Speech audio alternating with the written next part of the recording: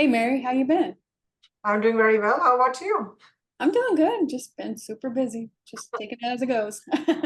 I know that's the life of a mom, right? Right. That's definitely for sure. Especially kids on the spectrum. They keep you on your toes. Your tiptoes, actually. That's what I always say. That's Hmm. what keeps me on my tiptoes. So what would you like to share about you and your son's journey, your autism journey? Absolutely. I actually really appreciate you letting me be on this platform, Mhm. and it's been a journey, and it's going to continue to be a journey.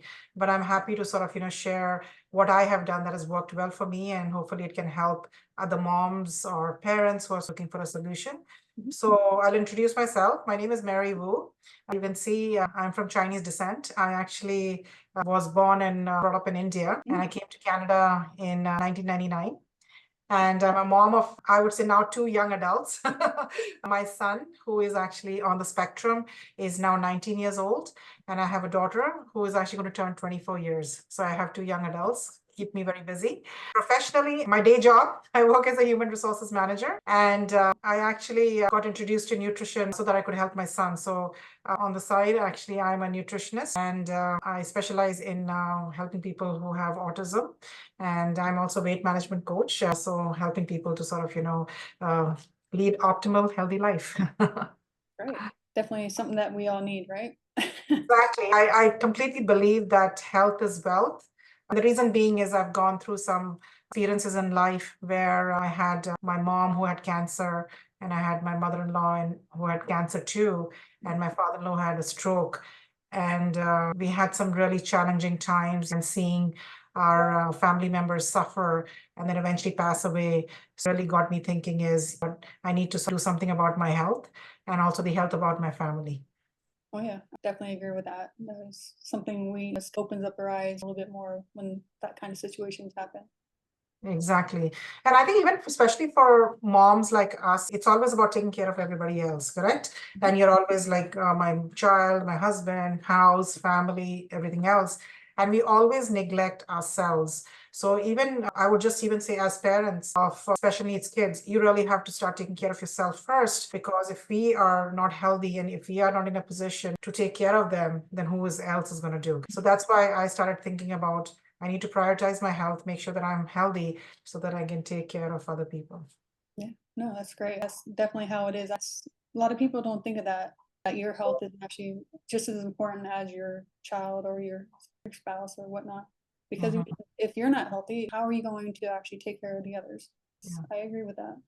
And did you want to share about how your son and how you've been able to help him? Absolutely. As I said, it's a journey, correct? So the journey started, I think, really early on in my son's career, his life. Right from the time that my son was born, I knew that he was different than his sister. His daughter was very quiet. She would play on her own.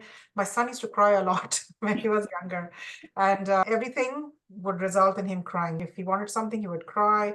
And so we actually even used to call him a cry baby because he was just cry all the time. And then slowly as he started to grow, we started noticing is he was finding it challenging to even understand simple things like, and like if I would sit down and try to teach him alphabets or teach him even to speak.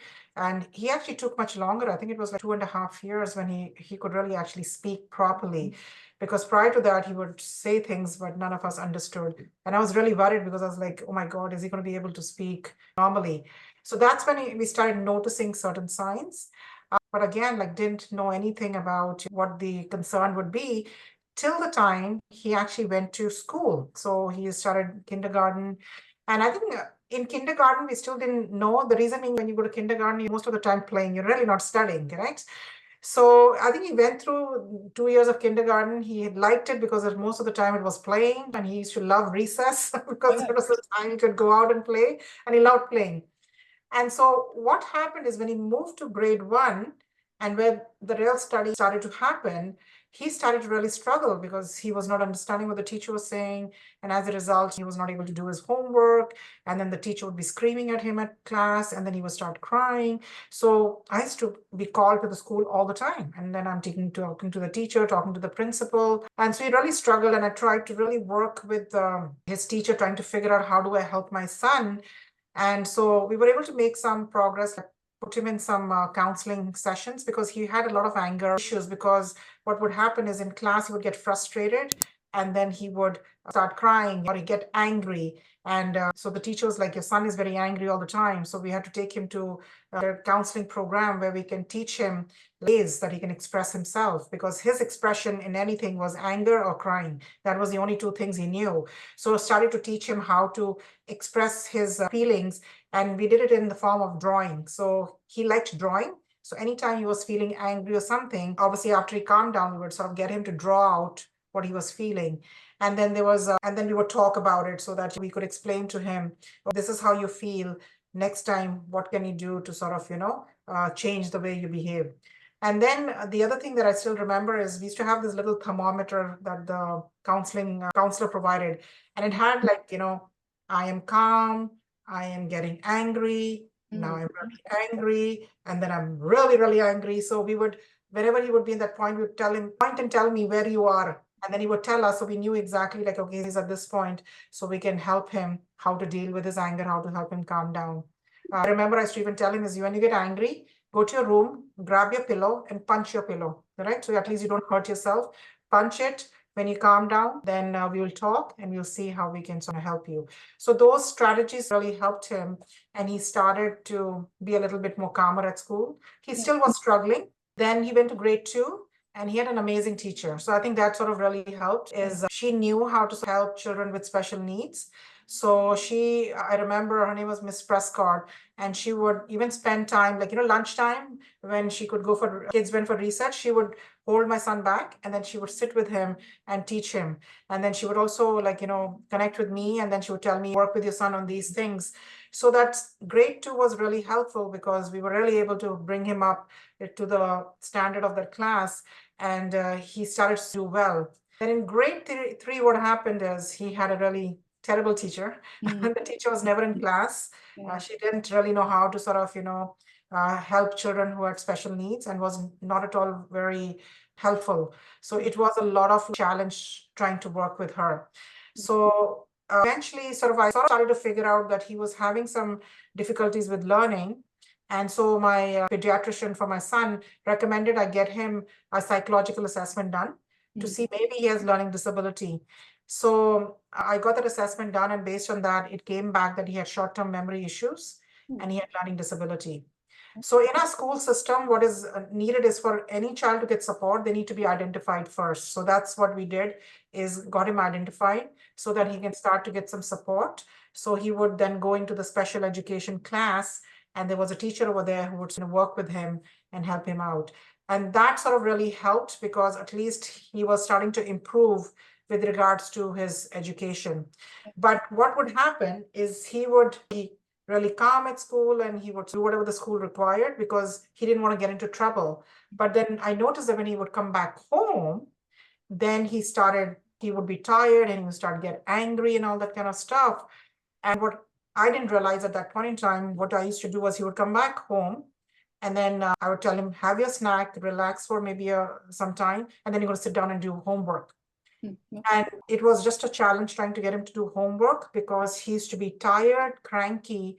And then when you try to explain something to him, he would not understand, and he would start to get really angry. And then he would start to throw things, he'd try to, I remember he broke, I don't know how many pencils. He would always get angry and break the pencil, or he tried to take the pencil and sort of, hurt himself.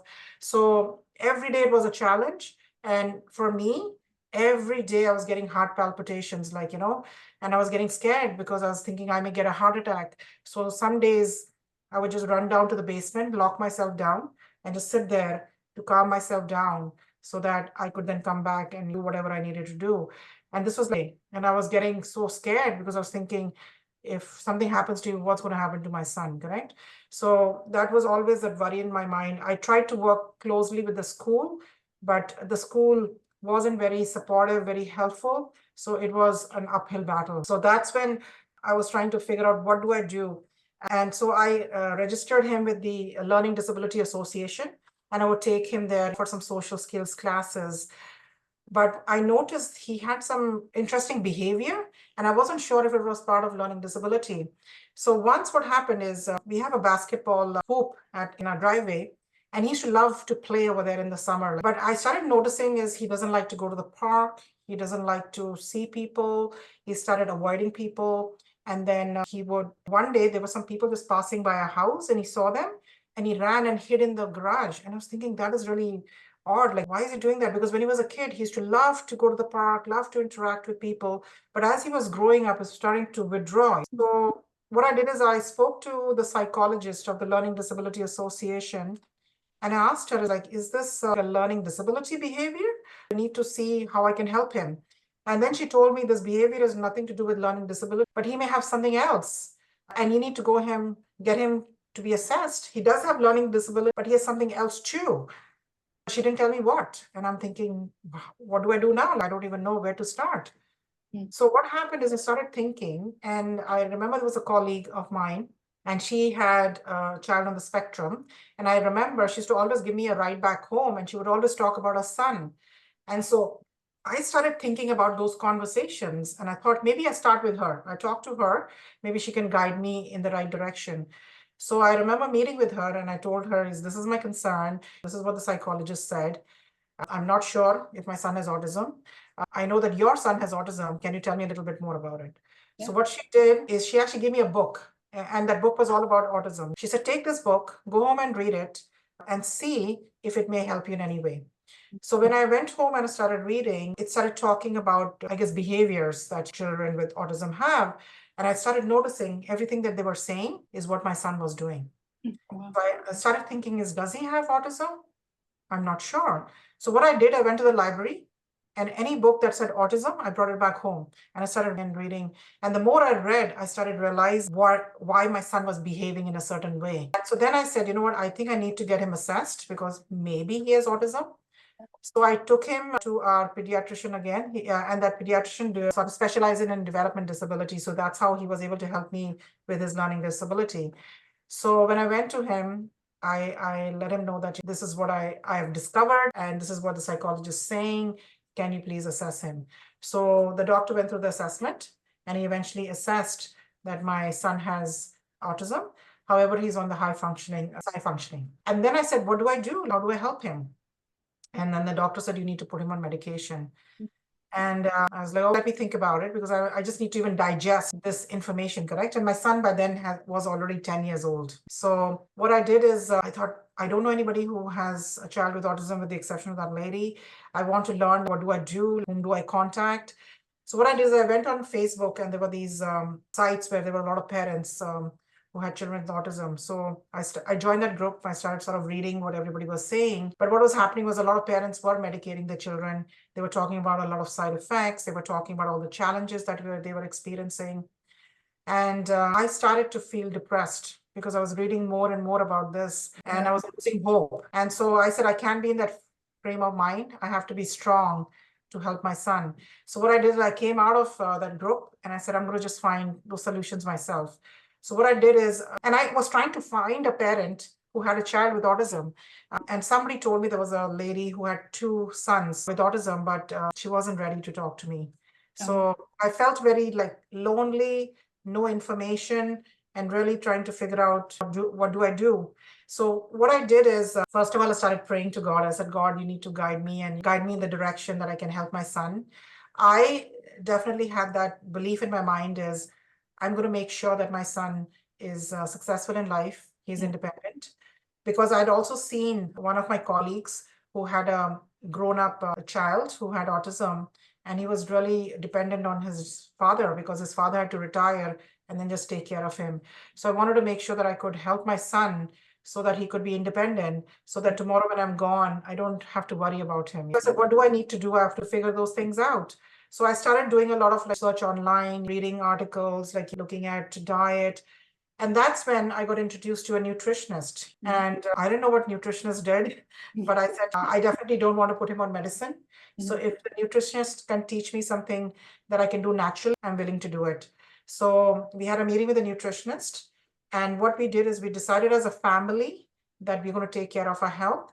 The reason being, I personally was also struggling with a lot of health issues because of the stress that I was experiencing. My husband had health issues, and I definitely needed to help my son. And so what she told me was, I have to start off by starting with the diet. And we really had to clean up a diet because I was thinking I was doing things healthy, but clearly I wasn't. Yeah. So what we did is we started getting rid of all processed foods. So anything that was in a box, package, cereal, those cheese strings and all those kind of things, it's just got rid of them. Got rid of dairy because dairy is highly inflammatory and it has that casein protein that is not good for, children with autism. Yeah. And then we started cooking a lot of the foods ourselves at home and in a cleaner way so that we could good nutrients in his body.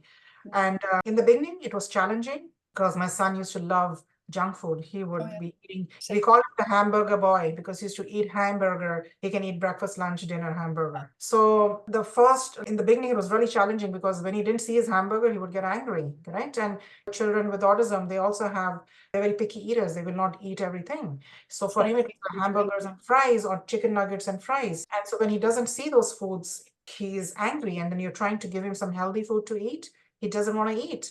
And so I remember he would always tell me, "You're the meanest mom. I hate you. I don't want to eat this food. Give me my hamburger." And then and he would cry and then he would just not eat. And I was like almost like dying inside just seeing him, the way he is acting. And I was thinking sometimes I would just want to give up and say, "I'll just give him his hamburger. At least he'll eat." But then I said, "No, if I keep on doing that, he will never learn. I cannot make him change. It's fine if he goes hungry a few days, a few meals. Once he gets really hungry, he has to eat it, right?" So slowly, started sort of noticing that he was willing to eat whatever I was giving him. It was a challenge, but it was starting to work because he had no choice. He couldn't go to the freezer and pick out a hamburger and eat, or couldn't go into the pantry and pick up a cookie and eat because we had got rid of all those foods. We just had healthy foods in the fridge. And if he had to eat those healthy foods. He had no other choice. So yes, it was a lot of screaming, crying, getting angry, but we just had to persist because I just felt as if I don't and I give in, then we will never be able to get onto this journey.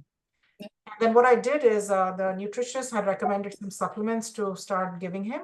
So I started doing that because he used to have very severe digestive issues. When he would eat, he would be bloated, then he's burping all the time. And so we started focusing on digestion first. So I started giving him some supplements to help him with his digestive issues. And over time, I started noticing that even him being picky about foods, it all went away because the digestion was actually helping. And as a result, he was able to eat other foods and not complain. So I started noticing that his range of eating sort of got better. And then what I started doing was I still kept on reading a lot of books because I wanted to keep on educating myself to see how do I help him.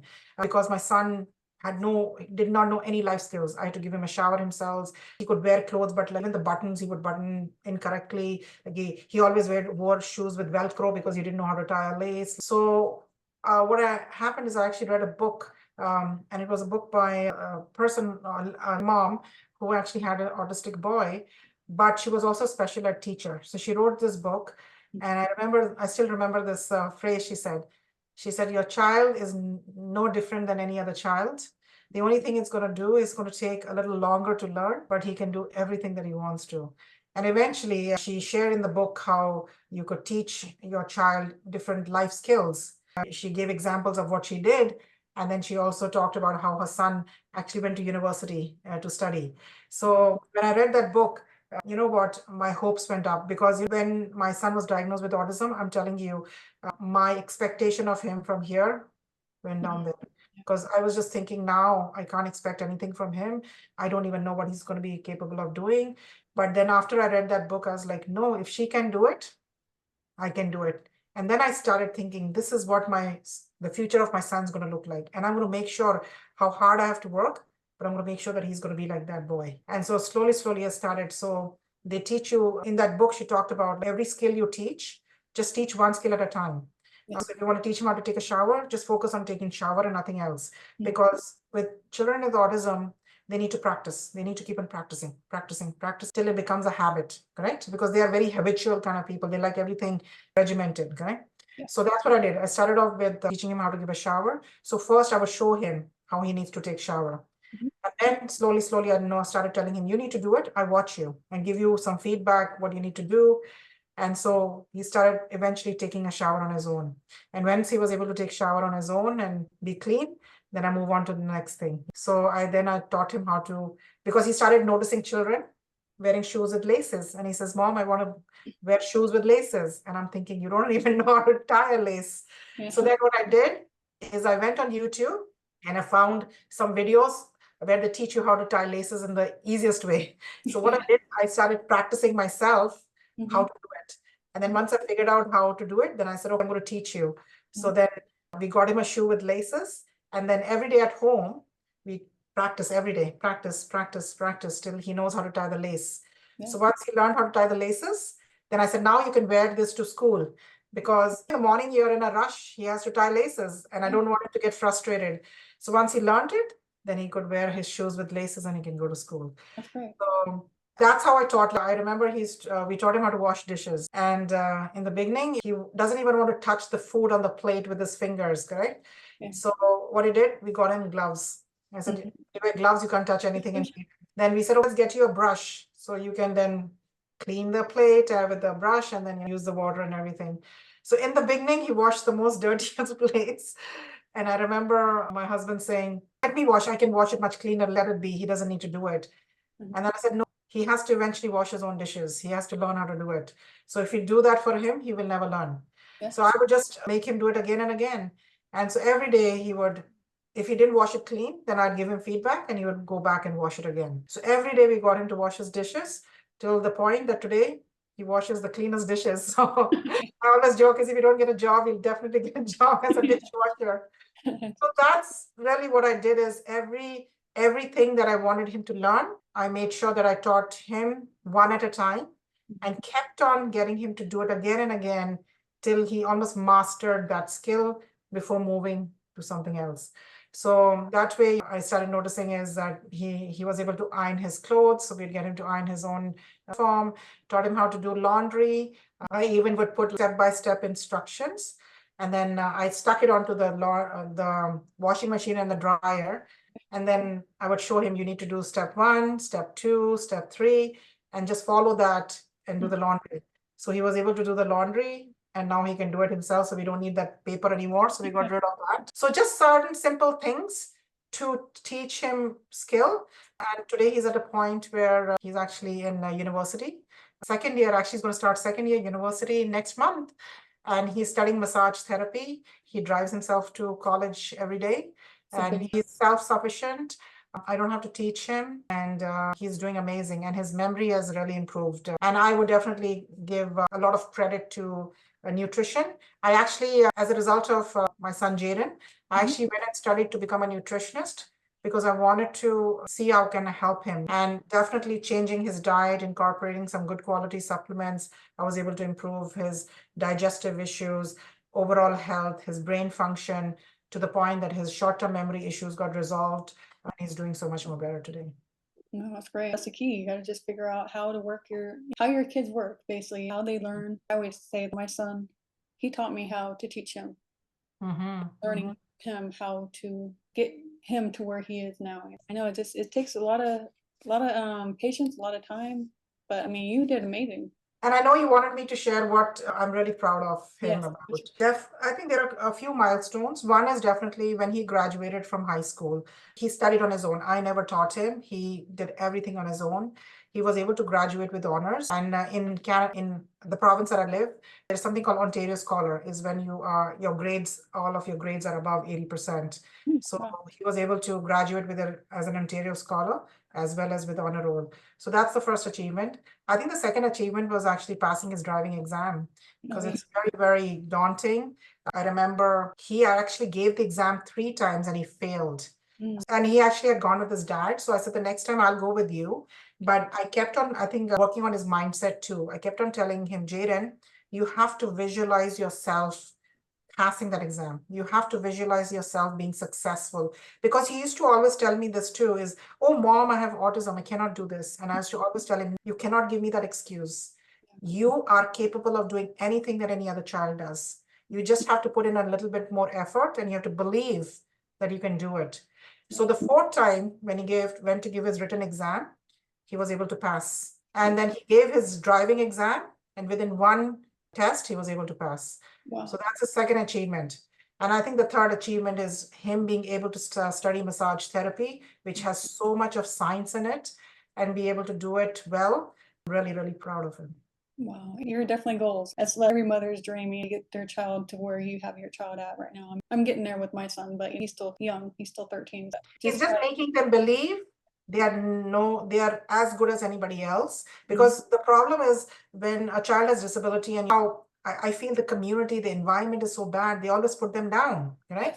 We have to lift them up. We have to show them that we believe in them. I used to always, even if it was a small thing he did, I would always praise him. Jaden, you did so well. And then he would do more of that, correct? So we personally have to believe our child can achieve. I remember there was a girl, I was listening to a TED talk, and there was this girl who has autism. And I can't remember, I think she was a researcher or something in Australia. And she shared her story, and she said, like, I'm at this point in my life where I'm a researcher, which a lot of people would never think somebody with autism would have, but I've proved that I can make it happen and be able to stand in front and talk. So that's the thing, is that your child, as I always believe, is your child is capable of doing anything in the world. We have to be that person who is advocating, propping them up and encouraging them and helping them with the mindset so that they believe in themselves. And I think the sky is the limit to whatever they can achieve. Yeah, I believe that too. That's the thing. Like you said, we just got to believe in them. We just got to tell them and encourage them. I always say every milestone is something to celebrate. Anything that they do is something that's great, because sometimes they don't even achieve that. And that's why it's great. That's why I always want people to, my audience and my guests, I want them to be able to share their proudest moments. Brag about your child. Why not? I know a lot of people don't get that chance to brag about their child or be able to talk about the good things. And so that's why I want to make the space as cheerful, as safe as.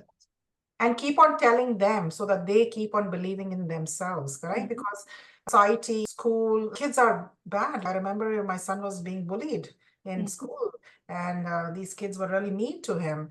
And my son used to just think he was dumb and all those kind of things. And I said, no, that's not true. Just because they say it, it doesn't mean that's what you are. You are very smart. So we have to keep on lifting them up, keep on encouraging them, keep on telling them, believing in them.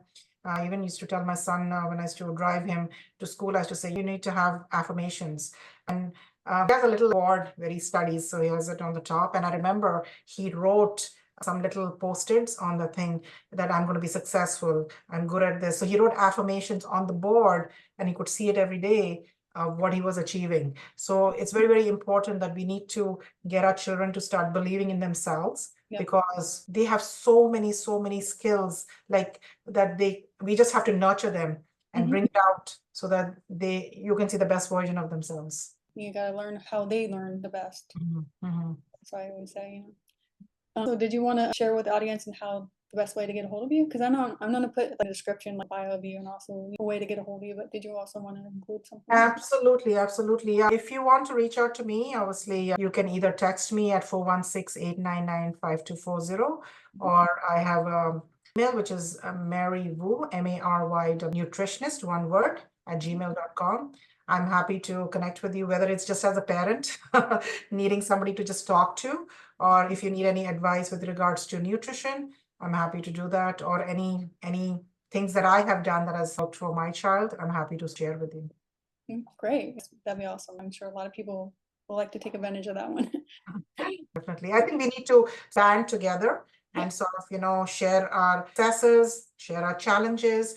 If we are doing something good, we should share it with other people so that people can try it and see if it works well for them. And it's a journey. My son is still going through that journey, but definitely the future looks bright. Yes, so definitely a never-ending learning journey for sure. Well, I enjoyed having you as a guest. You're very informal. Gave a lot of information. I mean, that was very helpful, and I'm sure a lot of the audience would really enjoy what you had to say. It's great meeting you, or not meeting you, but you chatted with you again. No problem. Thank you very much. I really appreciate you giving me this platform to be able to share my story. Actually, I am writing a book too. The book should come out soon. I don't know when, I think sometime in December, but it's exactly just sharing my journey about my son, because I just feel if I can provide hope to some other parents, why not? Because we are all in this together, and we will eventually reach where we need to reach. I think it's all about believing and just working towards that belief. That's great. Well, probably look into that too. Okay, thank you very much. All right.